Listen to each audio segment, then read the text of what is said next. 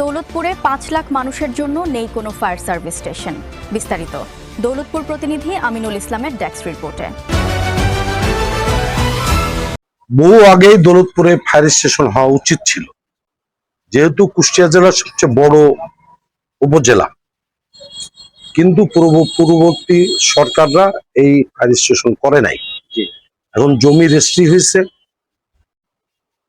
কার্যক্রম আছে আমার জানা মতে। তবে শুধু কথাটা তুলেছি, মাননীয় স্বরাষ্ট্রমন্ত্রীর সাথে এই ব্যাপারে কথা বলে যাতে দ্রুত ফায়ার স্টেশনটা চালু হয় তার ব্যবস্থা করবেন ইনশাআল্লাহ। আমাদের জীবনে আমরা কি পাবো কিনা এই ফায়ার সার্ভিসের স্বপ্ন দেখতে একমাত্র আল্লাহই ভালো জানে।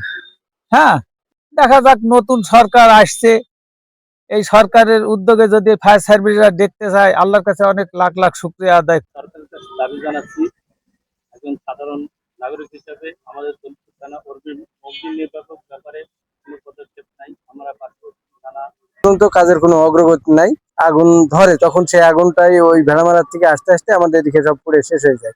নতুন সরকার, নতুন গভর্নমেন্ট এখন আসছে, এরা দেখা যায় আপনার মাধ্যমে যদি তাদের নজরে দৃষ্টিতে আকর্ষণ করার পরে যদি সেটার অগ্রগতি হয়। পুরো উপজেলায় এখনো কোনো ফায়ার স্টেশন নেই। সেটা হচ্ছে আমাদের কোনো যদি অগ্নিকাণ্ডের ঘটনা ঘটে আমাদের ভেড়ামারা থেকে সাপোর্টটা নিতে হয়। তো এই বিষয়টা নিয়ে আসলে ডিসি অফিসও কনসার্ন, এটা আলোচনা হয়েছে, কারণ ফায়ার স্টেশনটা নির্মাণ করবে পিডব্লিউডি।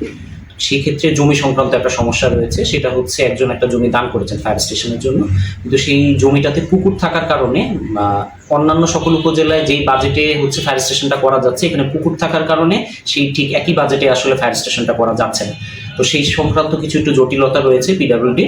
তো সেটা নিয়ে আসলে জেলা পর্যায়ে আলোচনা হয়েছে, সেখানে বিষয়টি উত্থাপন করা হয়েছে। তো আশা রাখি এই সমস্যাটা দ্রুত সমাধান হয়ে গেলে আমরা ওই জায়গায় আসলে ফায়ার স্টেশনটি পাবো। তো ডিলে হচ্ছে, তবে আমরা এই বিষয়ে জেলা পর্যায়ে বারবারই নক করছি, কারণ আমাদের এখানে খুবই জরুরি, একটি বড় উপজেলা, এখানে ফায়ার স্টেশনটা আসলে খুবই জরুরি।